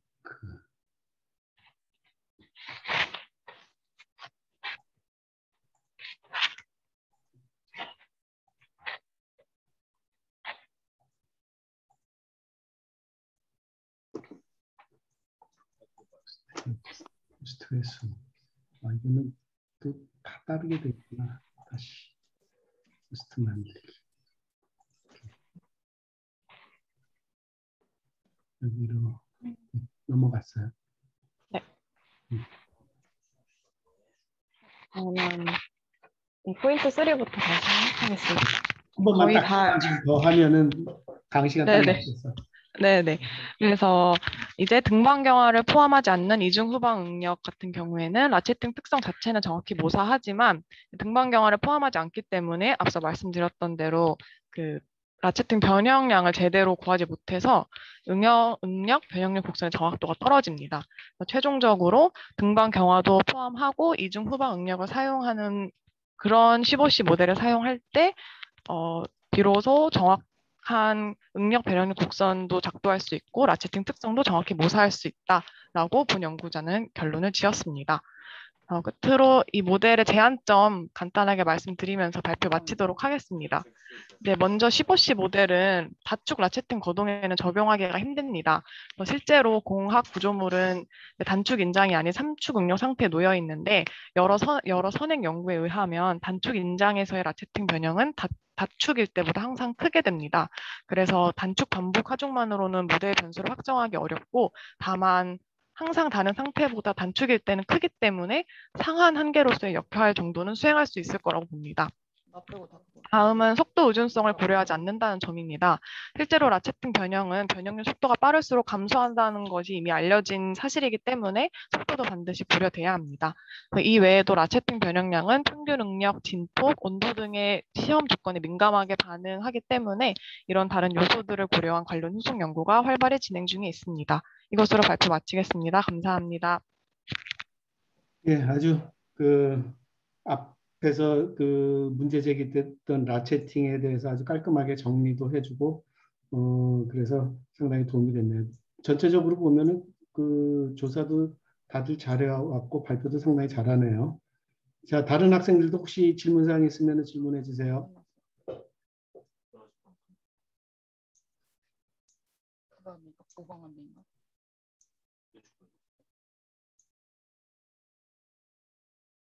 자, 질문하려면은 마이크 켜고 질문하든지 아니면 채팅창으로 질문하면 될 것 같아요. 없으면 다음 학생으로 넘어가도록 하죠.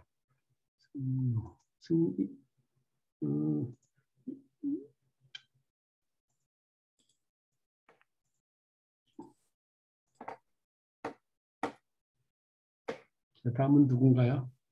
여기서 제가 호스트를 회수하게 돼 있네.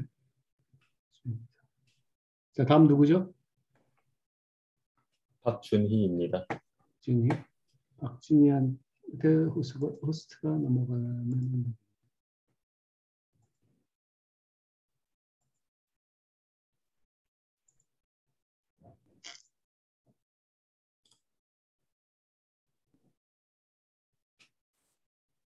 넘어갔죠?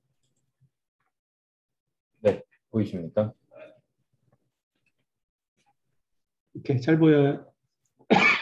네, 발표 시작하겠습니다.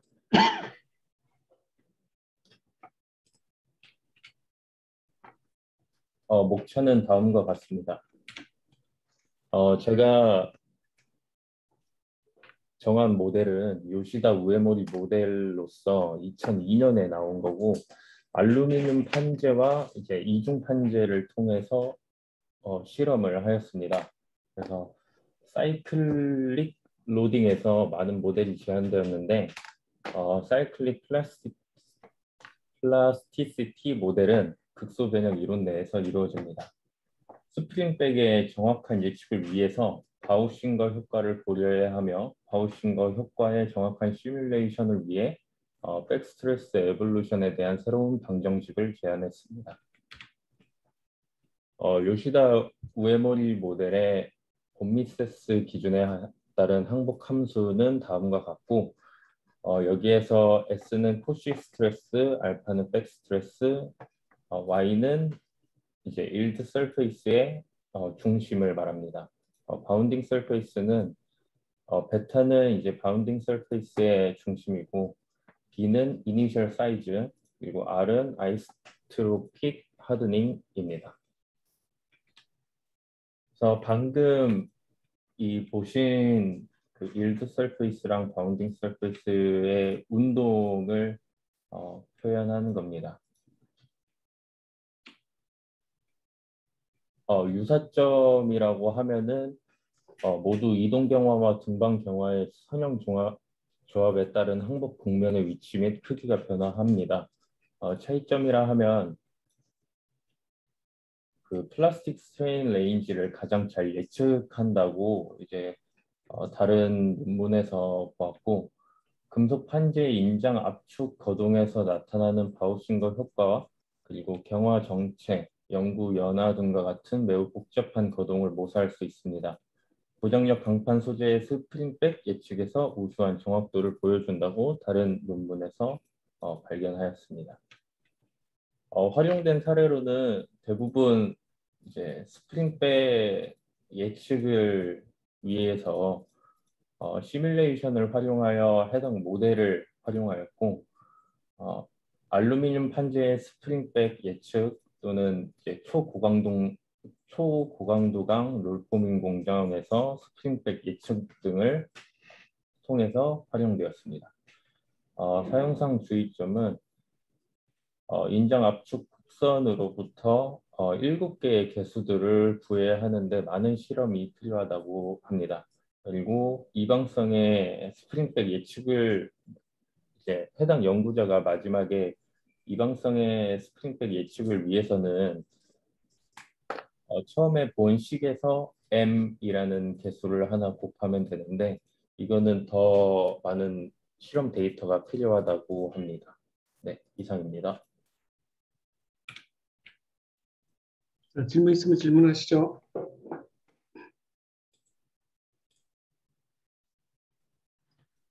오케이, 없으면 다음 학생으로 넘어갑시다. 누군가요? 네, 저희입니다. 서동혁 군. 자,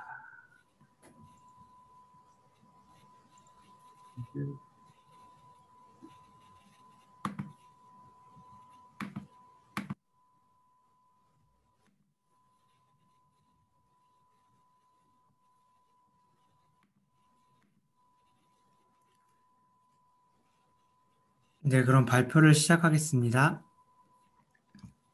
들리시나요? 네, 잘 들려요.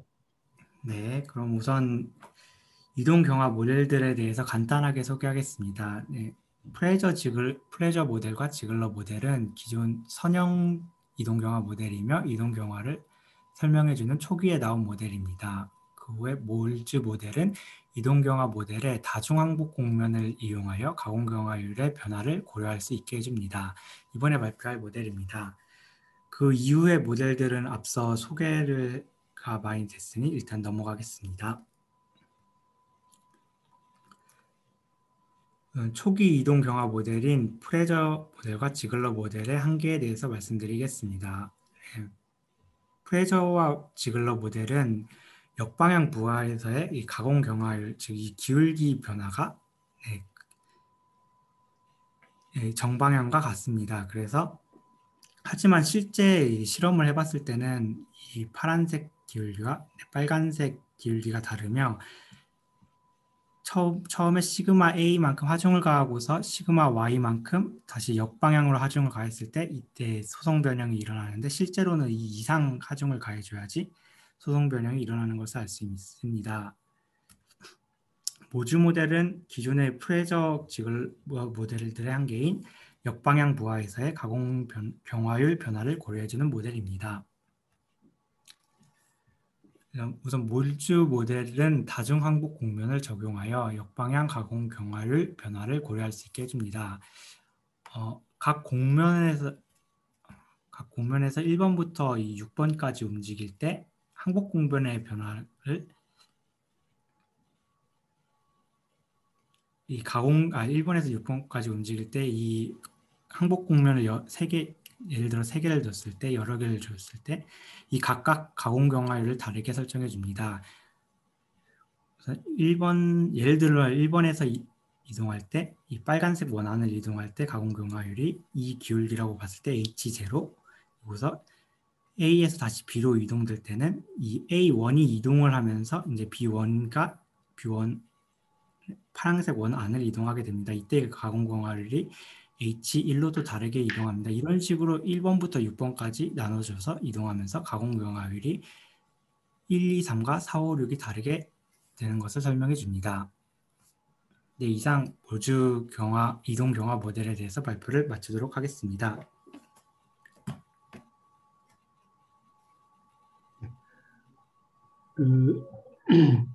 여러 가지 이동 경화 모델을 소개해 줄 것 같았는데 그 중에 비교적 심플한 모델을 하나 소개해 줬네요. 이것은 보니까 요시다 우에모리의 기본 컨셉을 처음 개발한 그런 모델인 것 같아요. 다시 마지막 슬라이드를 다시 한번 올려볼까요? 네, 알겠습니다.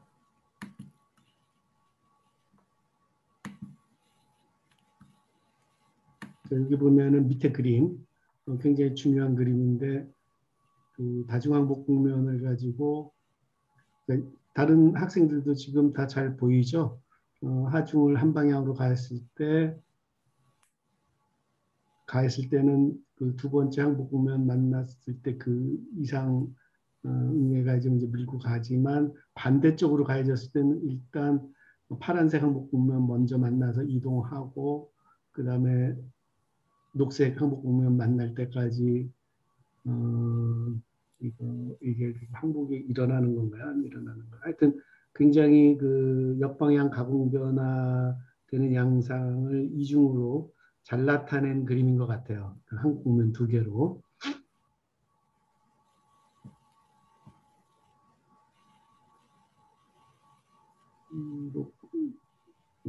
파란색하고 녹색 선을 좀 다시 한번 정확하게 구분해 볼까요? 아까 박중희가 요시다 우에모리 나타낼 때도 이런 컨셉을 쓴 것 같은데. 하여튼 요 밑에 있는 그림 1, 2, 3, 4, 5, 6 그 한 방향으로 가공경화되고 반대 방향으로는 어떻게 가공경화되느냐.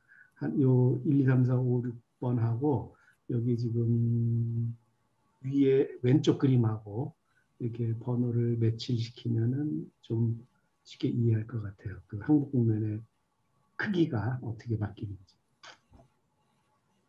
아주 좋은 그림인 것 같아요. 오케이. 혹시 질문 있는 학생 질문하고 코멘트하고 싶은 학생 코멘트 할까요?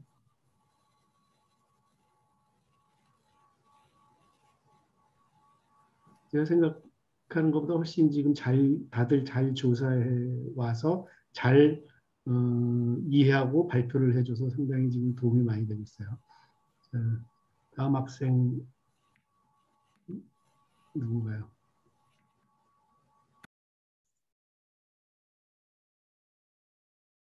다음 남은 학생 오민규하고 이승철인데 누구죠? 둘 중에? 이승철? 오케이.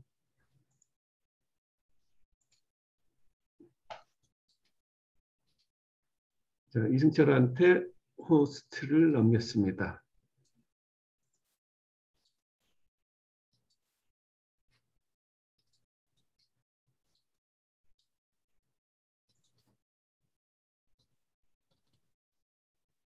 지금 호스트가 아닌 것 같습니다. 호스트 넘겼는데? 그래서 이승철이 한 게 아니야? 카메라가 지금 이승철 얼굴이 보이는데. 예, 지금 됐습니다. 오케이. 네, 프레거 모델과 지글로 모델 그리고 모로즈 모델 세 개의 운동성 경화 모델을 비교하였습니다.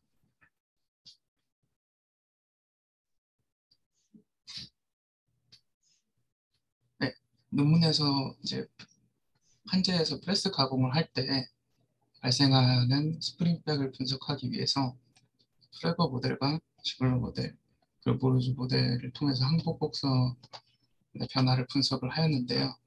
이제 인장 후에 다시 압축하는 과정에서 항복 응력이 더 일찍 발생하게 되는 가우싱거 효과를 고려하기 위해서 프레거 모델하고 지글로 모델이 제안이 되었는데 이후에 발생하는 비선형 천이 거동 효과는 반영할 수가 없기 때문에 고르조 이동 경화 모델을 사용을 해서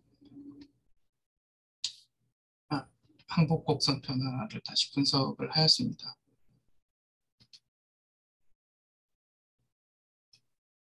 네. 프레거 모델하고 지글로 모델의 항복 곡선 변화인데요. 이 부분은 생략을 하겠습니다.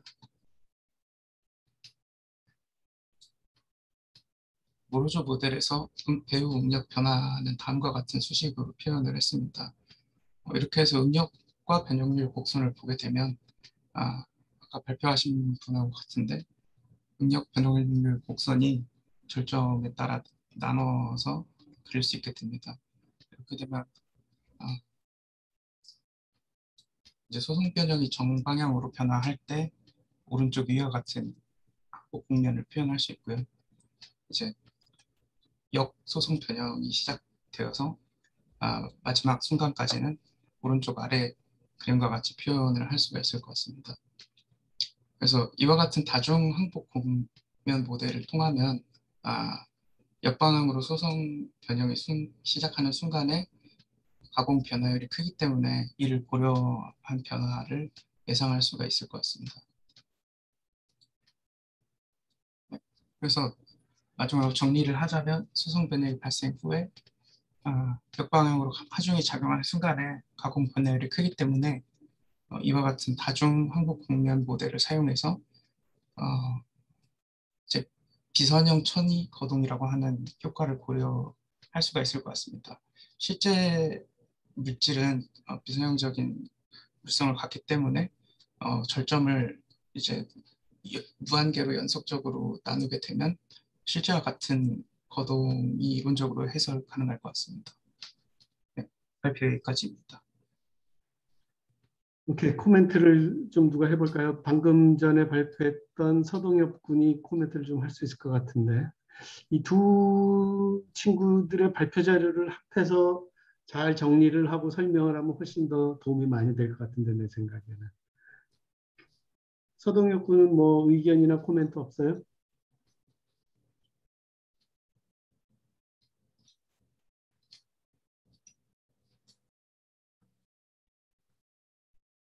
자, 없으면은 다음 발표자로 넘어가도록 하죠.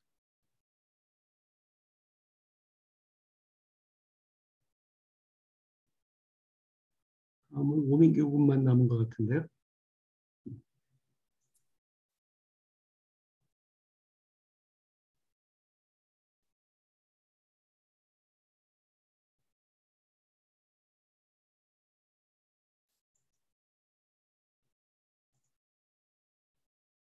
오민규 군에게 호스트를 넘겼습니다.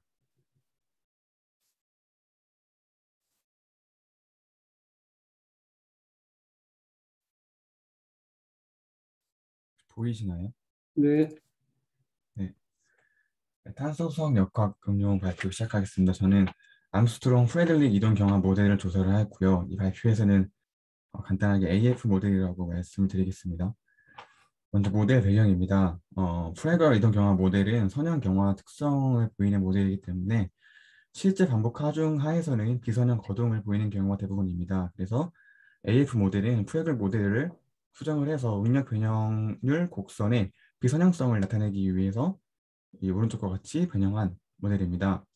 이 오른쪽에 추가된 이 소환항은 백스트레스의 지수 함수적 발전 특성을 나타내는데 이제 기하와 같은 화면은 첫 페이지만 보이고 있는데요. 그래요? 잠시만요. 잠시만요.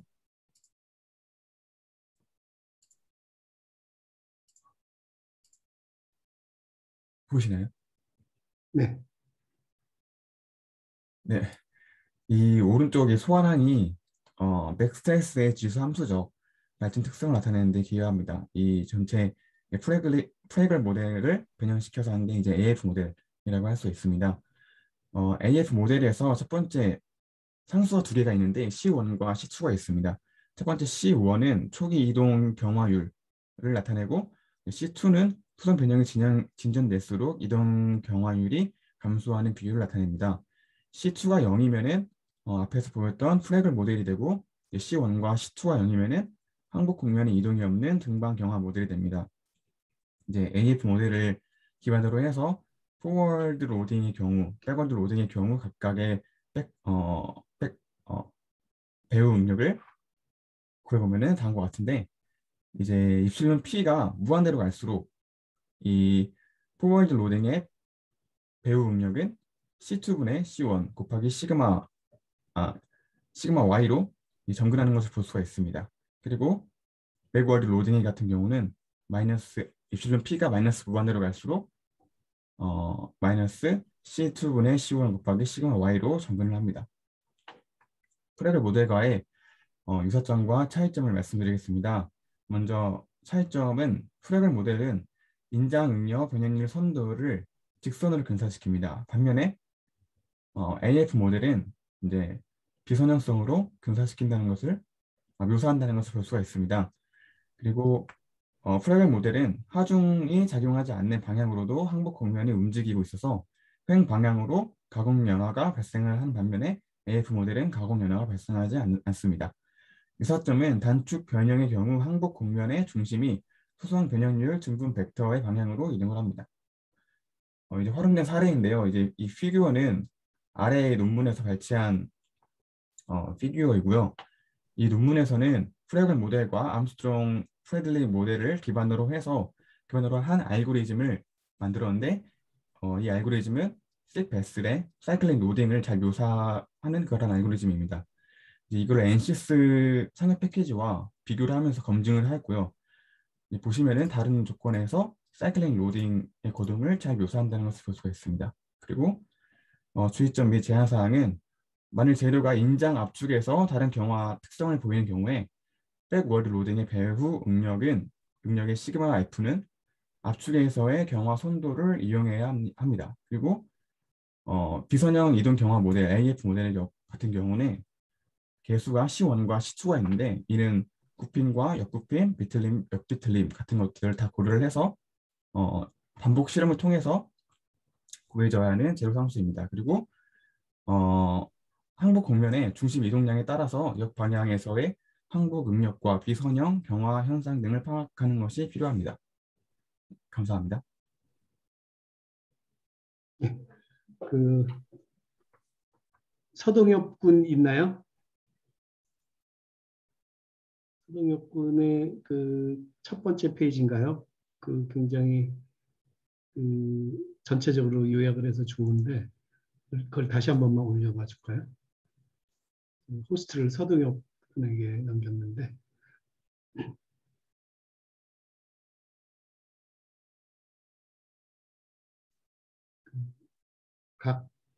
네, 그렇죠. 요거를 전체 페이지로 한번 만들어 봅시다. 지금 오늘 발표한 내용들이 보면은 대략 요 안에 포함되어 있고 저기 최종훈 발표한 게 여기 포함이 안 돼 있군요. 그죠? 나머지 학생들은 다 포함이 거의 돼 있는 것 같아요. 모르치가 2명, AF가 2명, 모르치 1명, 그다음에 요시다 우에모리하고 그다음에 최종훈 발표한 게 여기였군요. 그거까지 포함하면 뭐 완벽한 총정리가 될 뻔했어요.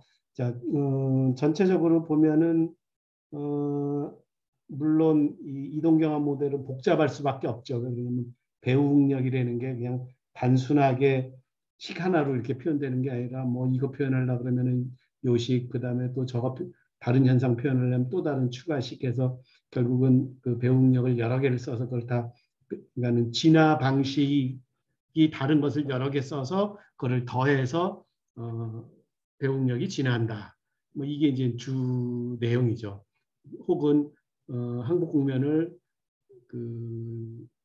다중 여러 개 항복 국면을 쓴 다음에 그것들이 이제 하나씩 차례대로 밀고 올라가거나 반대쪽으로 응력이 가해지는 경우 하나씩 또 차례대로 밀고 나온다. 뭐 이런 정도의 이론이죠. 전부 다 한마디로 요약하자면 모든 거는 식 하나로 표현하려니까 너무 힘들다예요. 그죠? 너무 식 하나로 모든 것을 어떤 현상을 재료가 갖고 있는 복잡한 현상을 식 하나로 모델링하려니까 너무 힘들다. 그래서 이제 항복 국면을 여러 개로 나타내거나 아니면 진화 방식을 여러 개로 나타낸 다음에 그거를 종합해서 사용하는 그런 스타일이에요. 대부분의 이동경화 모델이라는 게.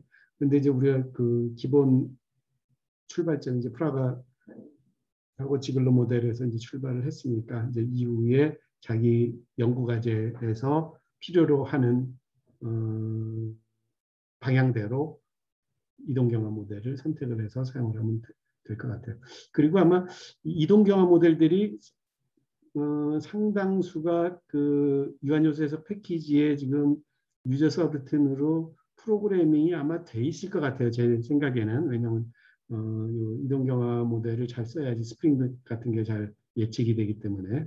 그래서 해석 패키지에 누군가 다른 사람들이 미리 만들어놨거나 아니면 해석 패키지에서 만들어놨거나 이게 공개된 게 있을 거고, 만약에 공개되어 있지 않다면 이제 본인이 직접 만들어야겠죠. 유저 서브루틴을. 조금 더 복잡은 하겠지만 결국은 현상을 맞춰 나가는 과정이죠. 모든 수식은. 그래서 제가 이제 여러분들한테 강의할 때 강조하는 게 뭐냐면, 모든 수식이라는 게 결국은 모델링이다. 모델링이라는 게 뭐냐? 현상에 맞춰 가고 있는 시계 개수를 현상에, 그 시계 형태나 개수를 현상에 맞춰 나가는 과정이다. 이렇게 얘기를 강조하는 편이죠. 자, 어쨌든 이동경화, 요번 그 과제물과 발표를 통해서 이동경화 모델들에 대해서, 모델이라는 게 뭐 그렇게 무한히 많지도 않고 몇 개의 그 방식이 있는데, 개수는 상당히 늘어났기 때문에 그 개수들을 구하려면 여러 각종 실험을 좀 해야 된다. 인장압축에 따른 각종 실험들을 여러 번 반복을 해야 된다. 당연하죠. 현상을 좀 정확하게 그 식으로 모델링 하려면 그 시간에 들어가는 그 모델 개수들을 잘 결정을 해야지만 그 식이 작동을 하겠죠. 자, 그러면 요번 과제물은 전부 다 아주 훌륭하게 잘해서 여러분들이 그 이동경화 모델을 이해하는데 아주 도움이 됐을 것 같아요. 그래서 오늘 강의는 일단 여기까지 하고, 그다음에 다음 시간에는 강의를 한 60분, 70분 하고, 그다음에 퀴즈 시험을 한 3, 40분 이렇게 보려고 하는데, 혹시 시간이 안 되는 사람은 미리 이승로족에게 좀 얘기를 해줘야 돼요. 그러니까 1시 15분 이후에 나는 다른 일정이 있어서 퀴즈 시험을 못 보겠다. 그러면 퀴즈 시험을 먼저 보고 나중에 강의를 하는 방법도 있으니까 이승로족에게 꼭 얘기를 해주세요. 또 이 업그레이드 하라는 메시지가 나오는데 요거는 오늘 당장 고쳐놓겠습니다. 이게 대학 차원에서 라이센스를 다 구매한 걸로 아는데 예전엔 잘 됐었거든요. 갑자기 이렇게 업그레이드 하라고 나오네요. 자, 그럼 오늘 강의 여기까지 하고 다음 금요일 날 또 보기로 하죠. 감사합니다.